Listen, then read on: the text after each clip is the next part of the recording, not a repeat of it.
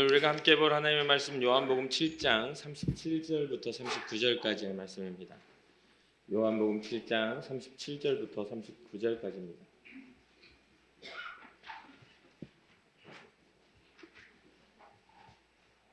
요한복음 7장 37절부터 39절까지 우리 한 목소리로 합독하도록 하겠습니다. 명절 끝날 곧 큰 날에 예수께서 서서 외쳐 이르시되 누구든지 목마르거든 내게로 와서 마시라. 나를 믿는 자는 성경의 이름과 같이 그 배에서 생수의 강이 흘러나오리라 하시니 이는 그를 믿는 자들이 받을 성령을 가리켜 말씀하신 것이라. 예수께서 아직 영광을 받지 않으셨으므로 성령이 아직 그들에게 계시지 아니하시더라. 아멘. 오늘 예수님의 말씀의 배경은 초막절이라는 유대인의 명절입니다. 이 초막절에 대해서는 레위기 23장 33절부터 44절까지 우리에게 기록되어져 있습니다. 유대인의 3대 절기 중에 속해 있는 이 초막절은 이스라엘 백성이 이집트를 떠나 탈출한 후 40년 광야 생활을 할 때에 장막을 짓고 생활하는 가운데 하나님께서 그들을 보호하셨음을 기억하라고 이 초막절 절기를 지키라고 말씀 명령을 하신 겁니다. 유대 종교적으로는 7월 15일 일주일간 지켜지는 절기이고요. 우리가 지키는 달력으로는 9월과 10월에 이렇게 해당됩니다. 레위기 23장 34절에 보면 이스라엘 자손에게 말하여 이르라. 일곱째 달 15째 날은 초막절이니 여호와를 위하여 이레 동안 지킬 것이라 이렇게 말씀하신 것이죠. 장막을 짓는다고 장막절이라고도 하고요. 또 그 장막을 풀로 지었다고 해서 초막절이라고도 합니다. 그리고 추수한 뒤에 감사절의 성격도 축제와 같은 성격도 지니고 있어서 수장절이라고 하는 세 가지의 이름을 가진 그러한 명절이죠. 이 초막절은 어떻게 지켜지냐면 7일 동안 초막을 짓고 그곳에서 지내게 됩니다. 자신들의 집에서 지내지 않고 초막 안에서 이렇게 지내게 됩니다. 레위기서 23장 34절에 이렇게 기록되어 있고요.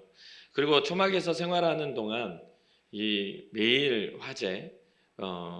화제를 드리게 되는데 절기를 끝나는 이제 7일이 지난 후 8일째 되는 날은 대성회로 모이게 됩니다. 오늘 본문에 명절 끝날 큰 날 바로 이때이죠. 그리고 마지막으로 세 번째로는 1년 동안 수고하여 거둔 곡식과 과일을 하나님께 드리고 함께 나누면서 즐거워하는 추수감사제의 성격도 가지고 있습니다. 오늘 본문에 나타난 이 절기의 끝날에 이루어지는 대성회에서 많은 인파가 모여들어서 마지막 의식을 치릅니다. 이 날에 유대인들은 호산나를 외치며 제단 주위를 7번 돌고 제사장은 실로암 연못에 가서 물을 떠와가지고 동쪽과 서쪽에 이렇게 물을 뿌리죠. 이러한 모습들은 광야에서 하나님께서 반석에서 물을 내신 일을 기념하는 의식이기도 합니다. 그때 모인 무리들은 기쁨으로 구원의 물을 우리에게 주소서라는 그러한 외침과 함께 찬양을 합니다. 이러한 외침은 이사야서 12장 3절을 배경으로 합니다. 이사야서 12장 3절을 읽어드리면 그러므로 너희가 기쁨으로 구원의 우물물에서 물을 기울이리로다. 이들의 모습은 진정한 축제와 같고 하나님의 구원하심에 대한 기쁨의 모습을 보여주는 것 같습니다. 그런데 오늘 본문에서는 예수님께서 이들의 모습 가운데 한 가지의 말씀을 외침으로 이들의 모습 가운데 잘못된 신앙을 가르쳐주고 있음을 보게 됩니다. 이들이 가졌던 잘못된 신앙은 무엇입니까? 그것은 바로 진정한 진리가 빠져버린 그냥 의식적이고 형식적인 그러한 형식만 남아버린 그러한 모습이기 때문에 그렇습니다. 하나님의 구원을 외치지만 이들에게는 기대와 하나님의 말씀의 진리가 없었습니다. 이 진리는 하나님의 진리를 통하여 하나님의 구원이 이루어짐에도 불구하고 그들은 깨닫지 못한 하나의 형식과 의식에 갇혀버렸던 것이죠. 이스라엘 백성들이 광야에서 얻었던 물은 다시 목마르게 하는 물이었습니다. 거기서 반석이 터져 나올 때마다 갈증은 시원하게 해결은 됐겠지만 또 시간이 지나면 또 갈증이 일어나는 그러한 모습에 불과하죠. 하나님이 이스라엘 백성에게 가르쳐 주고자 했던 것은 하나님이 함께 하시는 것에는 해갈이 있음을 가르쳐 주시려고 했던 것이죠. 그래서 이 초막절도 지켜라 라고 말을 해 주신 겁니다. 이렇게 구원을 외치는 무리들 앞에 서서 예수님이 말씀하십니다. 누구든지 목마르거든 내게로 와서 마시라. 그러니까 지금 현재 이스라엘 백성들은 형식과 의식 속에 누구를 향해 있어요? 하나님을 향해 있습니다. 어찌 보면 기복신앙과 같아요. 그런데 이때 당시에 메시아 사상 가운데 온전히 구원을 이루지 못했던 예수님이 갑자기 하나님에 향했던 그러한 근원적인 그러한 축복의 통로를 자신에게 와서 마시라고 하는 이러한 혁명적인 그러한 이야기들을 하고 계시는 거죠. 그러면서 하신 말씀이 나를 믿는 자는 성경의 이름과 같이 그 배에서 생수의 강이 흘러나오리라. 그러니까 지금 현재 예수님의 말씀을 이해할 수 있는 사람이 많이 없습니다. 하나님이신 그 하나님의 권세와 인간의 몸으로 온 예수님과의 그런 연결점이 아직 이들에게는 생겨나지 못한 상태죠. 예수님을 믿는 자들이 그 배에서 생수의 강이 흘러나온다 하는 이 배는 육체를 의미하는 배가 아닙니다. 오히려 주님이 말씀하시는 이 배에서 생수의 강이 흘러나오리라 한 것은 사람의 본질적인 그 안에서부터 본질적인 해결이 일어나게 될 것이다. 이 땅에서의 그 물은 우리의 목마름을 해결하지만 주님이 주시는 물은 영혼의 목마름을 해결하실 수 있다는 것을 말씀해 주고 계시는 거죠. 예수님의 외침에는 이스라엘 백성이 잃어버린 것에 대한 회복을 지금 말씀해 주고 계십니다. 이스라엘 백성 무엇을 잃어버렸죠? 예레미야 2장 13절과 17장 13절을 보면 생명수에 대한 이야기가 나옵니다. 생명을 잃어버린 거예요. 진짜 그 안에 있는 생명. 그러면서 예레미야는 눈물의 선지자라고 말했던 예레미야는 2장 13절에 이렇게 말합니다. 내 백성이 이스라엘이죠. 두 가지 악을 행하였나니 곧 그들이 생수에 근원되는 나를 버린 것과 스스로 웅덩이를 판 것이다 라고 말합니다. 지금 현재 광야 가운데 물을 얻지 못했던 때 그 반석에서 물이 나오는 그런 기적은 하나님의 능력과 역사입니다. 사람들이 웅덩이를 파서 생겨난 샘물이 아니라는 거죠. 그런데 이스라엘 백성들이 본질을 잃어버리니까 예레미야가 눈물로 호소했던 것은 이게 바로 이것이죠. 생수의 근원 대신 하나님을 너희는 버렸구나. 이 예레미야의 눈물의 이유입니다. 그리고 너희 스스로가 잘난 맛의 웅덩이를 팠구나 라는 겁니다. 하나님이 하셨던 일을 잃어버리고 스스로의 노력과 힘으로 살려고 하는 그런 모습 속에 두 가지의 하나님을 향한 악한 일이 생겨났다. 그러면서 예레미야 2장 13절 하반절에 스스로 웅덩이를 판 것인데 그것은 그 물을 가두지 못할 터진 웅덩이, 깨진 항아리 같은 그런 모습일 뿐이다라고 하는 것이죠. 생수의 근원을 잃어버렸으니 아무리 채워 넣는다 한들 그 해결할 수 있는 방법이 없다는 이야기입니다. 예레미야 17장 13절에는 이스라엘의 소망이신 여호와여 무릇 주를 버리는 자는 다 수치를 당할 것이라. 무릇 여호와를 떠나는 자는 흙에 기록되어 오리니 이는 생수의 근원이신 여호와를 버림이니이다 라고 이야기해 줍니다.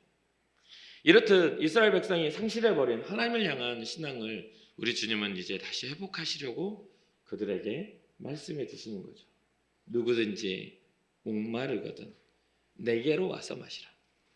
잃어버렸던 진리가 예수 그리스도를 통해서 구원함으로 이 땅에 오셨다는 것을 선포해 주고 계신 거죠. 본질을 잃어버린 절기와 축제는 하나님께 어떠한 감동도 줄 수 없습니다. 단순히 절기가 이스라엘 백성들이 즐거워하라고 만들어 놓은 것일까요? 아니, 세상에 살다가 교회에 나와서 위로만 받으라고 주님이 십자가에 지고 이 성전, 이 땅의 교회를 세우셨을까요? 여러분, 우리는 이것을 잘 기억해야 합니다. 절대로 그렇지 않습니다. 주님이 이 땅에서 우리를 잘 먹고 잘 살게 하시려고 이 땅에 오셔서 십자가를 지신 게 아니에요. 오히려 하나님의 구원하심을 기억하라 하신 거죠. 우리는 예배 때마다 주님이 우리를 구원하심에 대한 기억을 되새겨야 합니다. 그러나 이스라엘 백성들에게는 하나님의 구원하심이 하나의 사건과 도구가 되고 맙니다.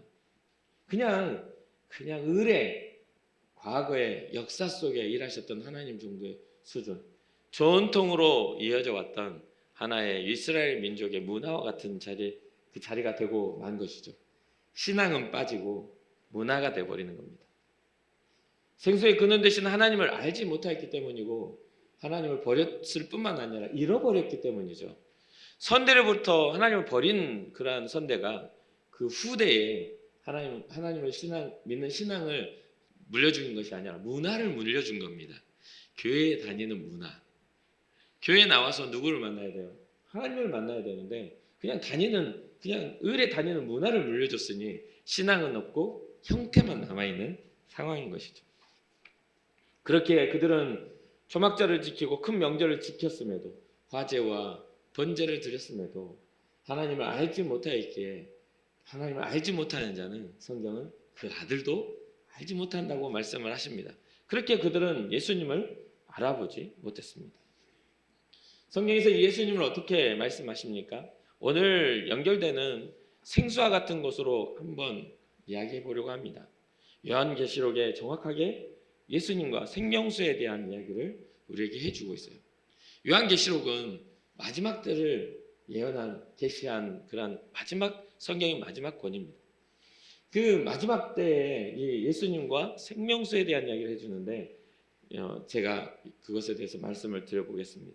첫 번째, 보좌에 계신 어린 양은 믿는 자들의 목자가 되어주셔서 그 생명수 가운데로 인도하신다라고 말해 줍니다.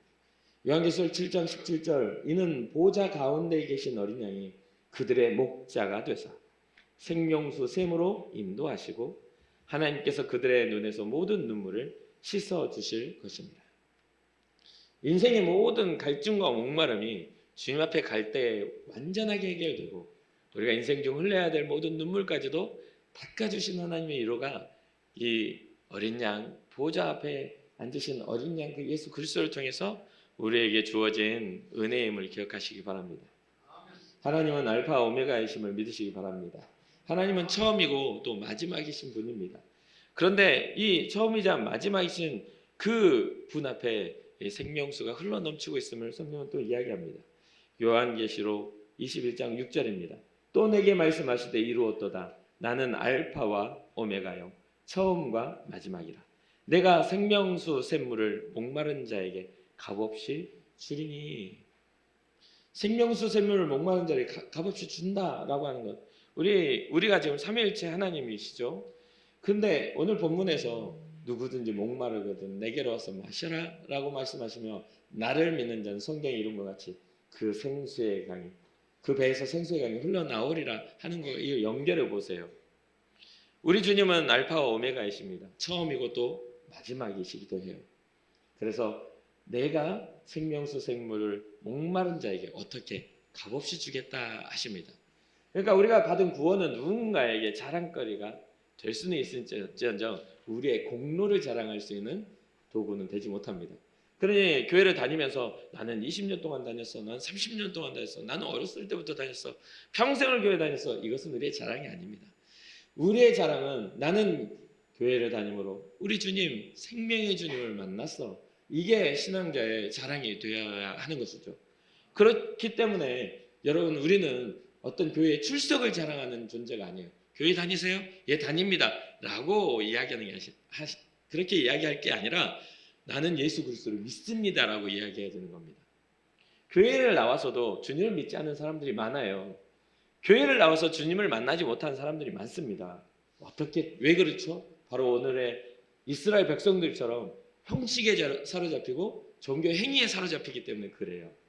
진리 되신 예수 그리스도를 만나시기를 주님의 이름으로 축복합니다. 또 요한계시록은 생명수의 강은 하나님과 및 어린 양으로부터 흘러나온다라고 말씀해 줍니다. 요한계시록 22장 1절에 또 그가 수정같이 맑은 생명수의 강을 내게 보이니 하나님과 및 어린 양의 보좌로부터 나와서. 우리가 진정한 생명을 얻을 수 있는 그러한 것은 오직 하나님과 그 어린 양이신 예수 그리스도밖에 없음을 믿으시기 바랍니다. 그래서 성경이 말하죠. 영생은 유일하신 참 하나님과 그의 아들 예수 그리스도를 아는 것이라고. 그러니까 다른 이름을 주신 적이 없어요. 오직 예수 그리스도의 이름만이 우리를 구원으로 이끌어 가심을 믿으시기 바랍니다. 또한 성령의 역사를 따라 이 생명수는 흘러나옵니다. 요한계시록 22장 17절 성령과 신부가 말씀하시기를 오라 하시는도다. 듣는 자도 오라 할 것이요 목마른 자도 올 것이요 또 원하는 자는 값없이 생명수를 받으라 하시더라. 사랑하는 성도 여러분, 마지막 때에 복음을 듣는 게 얼마나 복된 것인지를 꼭 기억하시기 바랍니다. 여러분들 삶의 현장에서 또한 여러분의 삶의 그런 모든 영역 속에서 주의 말씀이 항상 여러분과 함께하게 하시기 위한 그런 노력을 기울이셔야 돼요. 모르면 안 돼요. 제가 이제 군생활을 할 때 사격이 포병이었어요.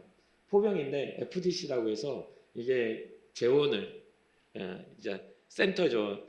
파이어 디렉션 센터라고 해서 이제 사격 지휘병이었단 말이죠. 근데 그것은 이렇게 계산을 해가지고 포의 방향과 또 포의 높이와 거리를 계산해서 타겟팅을 딱 이렇게 맞추게 하는 그런 것들을 계산하는 사람이거든요. 근데 제가 그 FDC를 하면서 이제 장성 군사학교에 가가지고 군사학교에서 이제 그걸 교육을 받는데 이동을 할 때마다 항상 구호를 하게끔 했어요. 알아야 산다, 알아야 산다 하면서 걸어가게끔 했어요. 그때 제가 그 알아야 산다 하면서 걸어가면서 저는 이제 항상 신학생이었고 신앙자였고 목회자 그리고 하나님 앞에서의 그런 제 삶을 돌아본 사람이었기 때문에 그렇게 걸어가면서 제 마음속에 항상 그런 마음이 있었습니다. 제가 주님을 알기 원합니다. 그걸 외칠 때 단순한 포병 구호로 하지 않고 또 훈련을 받는 다른 데도 그렇게 하는데 알아야 산다는 거죠. 뭔가 이렇게 화학 무기가 떨어지면 어떤 키트를 써서 이걸 중화시켜야 되는지 알아야 산다는 거예요. 약을 어떤 걸 써야 되는지 알아야 산다. 뭐 이런 것들이 있거든요. 어쨌든 우리는 하나님의 말씀을 모르면 못 삽니다. 그러니까 들어야 돼요. 그리고 그 들음에는 심령에 갈급함이 있어야 돼요. 목말라야 돼요. 그러니까 마태복음 5장에 팔복에는 그래 나오잖아요. 심령이 가난한 자는 복이 있나니. 물질적으로 가난하게 살라는 이야기가 아닙니다. 하나님의 말씀을 갈망하는 삶을 살아라는 거예요. 이스라엘 백성이 잃어버린 하나님을 회복하라는 겁니다. 그러니까 그러한 어떤 우리의 심령에 목마름이 있는 자도 오라. 또 원하는 자, 하나님의 생명수 값없이 주시는 그 은혜를 원하는 자는 다 오라. 그럼 내가 값없이 생명수를 받게 하겠다. 이게 바로 요한계시록 22장 17절의 약속인 것입니다. 사랑하는 성도 여러분, 요한은 예수님이 말씀하신 생수의 강이 성령이라고 오늘 본문은 이야기해 줍니다.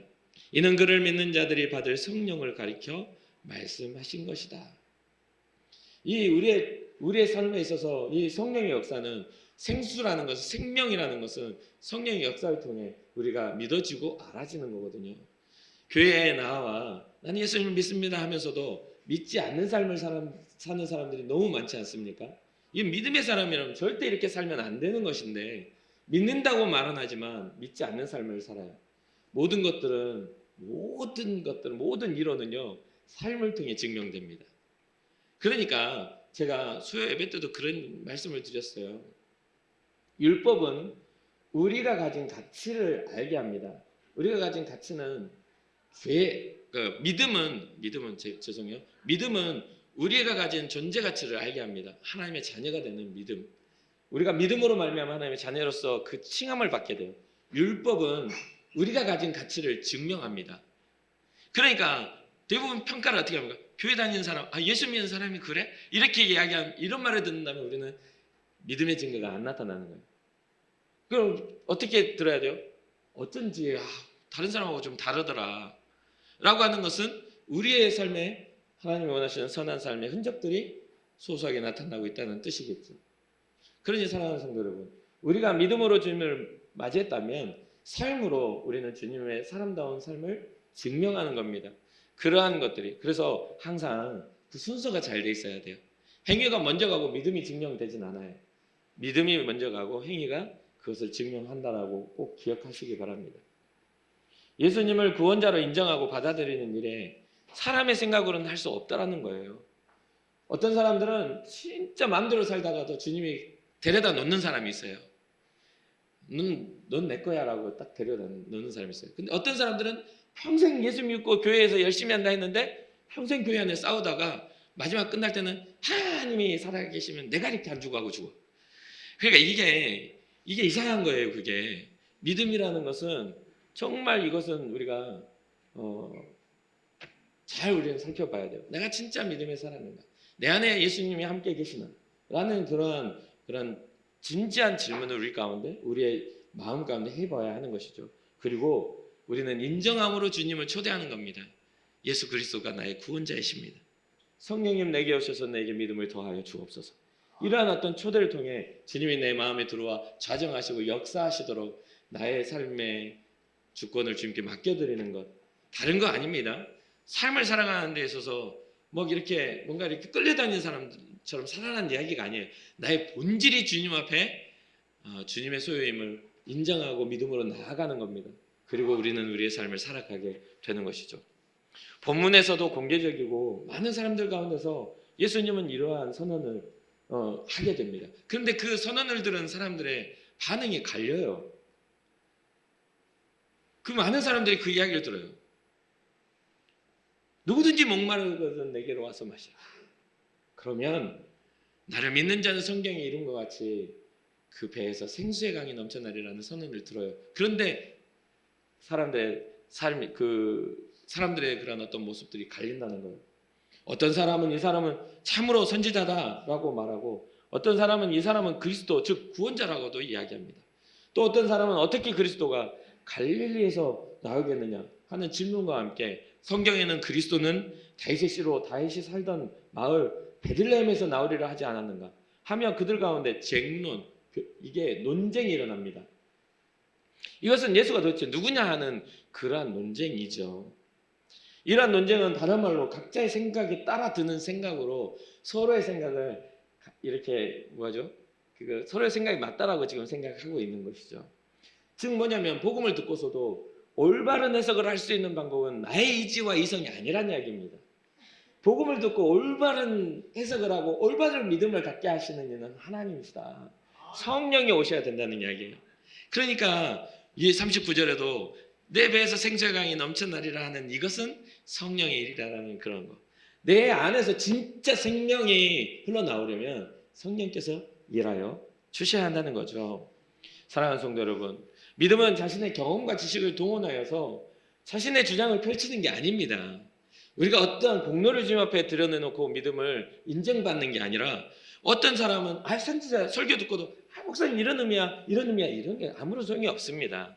누구는 선지자다, 누구는 구원자다, 아니다, 구원자일 리가 없다, 예언대로 오신 게 아니다. 기본적으로 그리스도는 다윗의 왕가에서 태어나야 되고 베들레헴에서 태어나야 하는데 예수는 나사렛 사람이 아니냐면서 자기의 지식을 뽐내는 사람도 있습니다. 성경을 잘 아는 것이죠. 그런데 예수님을 알아보는 그런 눈은 이러한 지식이 아닌 믿음을 꼭 잊지 마시기를 주님의 이름으로 축복합니다. 그리고 그 지식이 아닌 믿음은 성령의 역사로만 온전해질 수 있다는 것을 잊지 마시기 바라요. 예수님을 믿는 것은 사람의 생각으로 이루어지는 것이 아니라 하나님의 강권하신 은혜와 능력으로 되는 것임을 꼭 기억하시고, 하나님 앞에서 그 은혜와 능력 가운데 거하는 놀라운 은혜가 여러분들이 있기를 주님의 이름으로 축복합니다. 요한복음 4장에 나오는 우물가의 여인에게서도 이와 같이 비슷한 상황을 우리는 엿볼 수가 있습니다. 유대인들이 다니지 않는 사마리아 지역을 예수님이 통과하고 있는 거죠. 예수님이 통과하는데 거기에 우물이 있어요. 우물 곁에 이르렀더니 어떤 여인이 물을 기르고 있습니다. 그러니까 예수님이 다가가서 내게 물을 좀 달라 해요. 그러니까 이 여인이 하는 말이, 물을 주기 전에 그런 말을 합니다. 당신은 유대인이면서 왜 사마리아인인 내게 물을 달라, 그것도 여인인 내게 물을 달라 하십니까? 라고 이야기를 합니다. 이때 당시에 유대인과 사마리아인은 원수처럼 지내서 그 길이 지름길인데도 불구하고 그곳을 부정하다 해가지고 그곳을 지나가지 않았어요. 유대인들이 돌아갔어요. 그런데 예수님은 그곳을 지나가면서 또 그때 당시, 지금도 저도 어렸을 때 주일학교 또 교회 예배 드리면 남자 여자가 저 어렸을 때는 따로 앉았었거든요. 이쪽에 남자 이쪽에 여자 이런 식으로. 근데 이때 당시에 유대인들도 마찬가지입니다. 남자와 여자가 접촉하는 것 자체가 부정한 거예요. 그리고 게다가 이 여인은 남편이 5이 있다 하면서 그런 여인 아닙니까? 그러니까 이게 이상하게 여긴 겁니다. 당신은 유대인이면서 여인은 저한테 물을 달라 하십니까? 이게 당신에게는 수치스러움 아닙니까? 라는 질문이죠.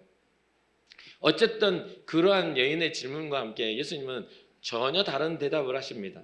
뭐라고 하냐면 네가 만일 하나님의 선물과 또 내게 물 좀 달라 하는 이가 누구인 줄 알았더라면 네가 그에게 구하였을 것이요 그가 생수를 내게 주었으리라. 뭡니까? 뭐를 얻게 돼요? 하나님의 선물이라는 겁니다. 그건 뭡니까? 생수라는 겁니다. 그러면서 14절에 내가 주는 물을 마시는 자는 영원히 목마르지 아니하리니 내가 주는 물은 그 속에서 영생하도록 솟아나는 샘물이 되리라. 인간의 삶에 있어서 갈등과 괴로움과 눈물과 슬픔이 우리를 목마르게 하고 갈급하게 만들지만 우리 주님을 만나고 우리 주님이 주신 선물과 함께 우리에게 다가오는 그 생명의 생수가 우리 가운데 흘러나온다면 우리의 인생은 어떠한 굴곡진 인생일지라도 마지막 그곳은 하나님의 영원한 하나님의 나라의 안식임을 선포해주고 있는 것이죠.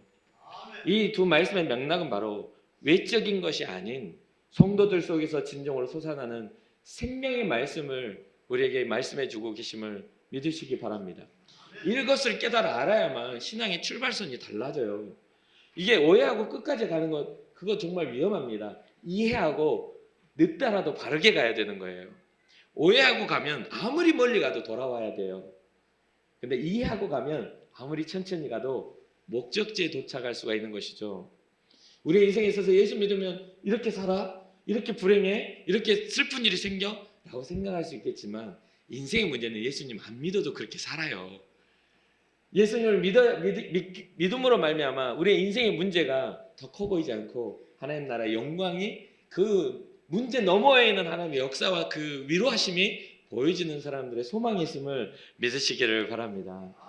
이스라엘 사람들은 하나님의 초소가 예루살렘으로 알고 있었거든요. 그런데 주님은 진정히 하나님이 원하시는 머물고자 하는 초소가 여러분과 저의 중심임을 말씀해 주고 계신다 이 말이에요.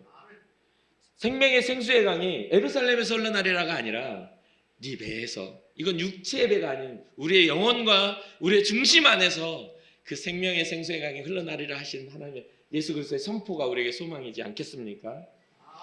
오로지 진리 되신 예수 그리스도를 믿음으로 말미암아 이 일은 이루어집니다.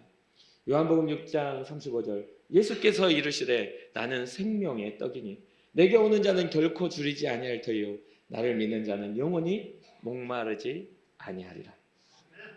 사랑하는 인천 금곡교회 성도 여러분, 진정으로 여러분이 주님께 목마른 심령으로 나아가기를 주님의 이름으로 축복합니다.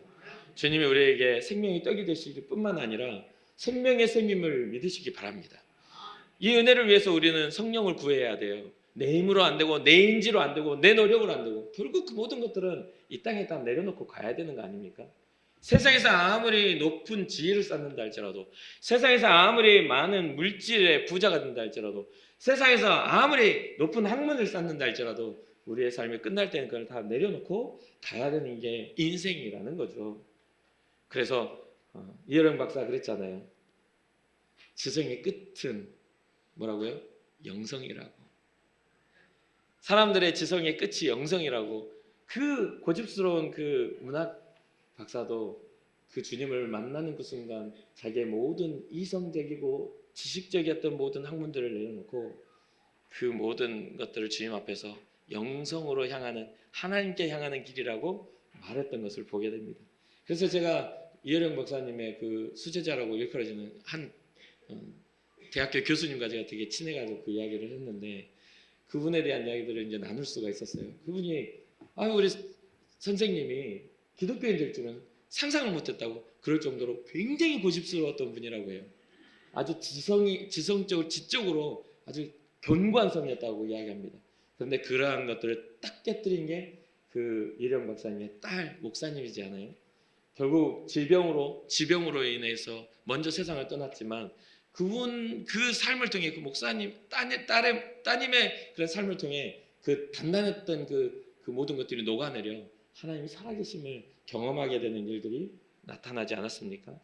이것은 우리의 결정과 이성과 우리의 결단으로 되는 게 아니라 하나님의 역사와 능력임을 기억하시고 꼭 여러분들의 삶에 성령님을 초대하셔서 예수 그리스도가 주님 되시는 그런 은혜가 있기를 주님의 이름으로 축복합니다. 마지막으로 여러분 삶에 있어서 지치고 목마릅니까? 또 우리 힘으로 해결하지 못한 어려운 문제 앞에 닥쳐 있습니까? 그러면 우리 주님의 이야기, 형식적으로 교회에 나와 있는 형식적 신앙자가 아니라 살아계신 하나님 그 생명수 되신 예수 그리스도를 인정하는 마음으로 주님 앞에 나아와 여러분의 목마름을 구하시고 영원히 목마르지 않는 생명샘 물이 여러분들의 복 중에서 여러분 배에서 흘러나오는 은혜와 복을 누리시기를 주님의 이름으로 축복합니다. 잠시 기도하겠습니다.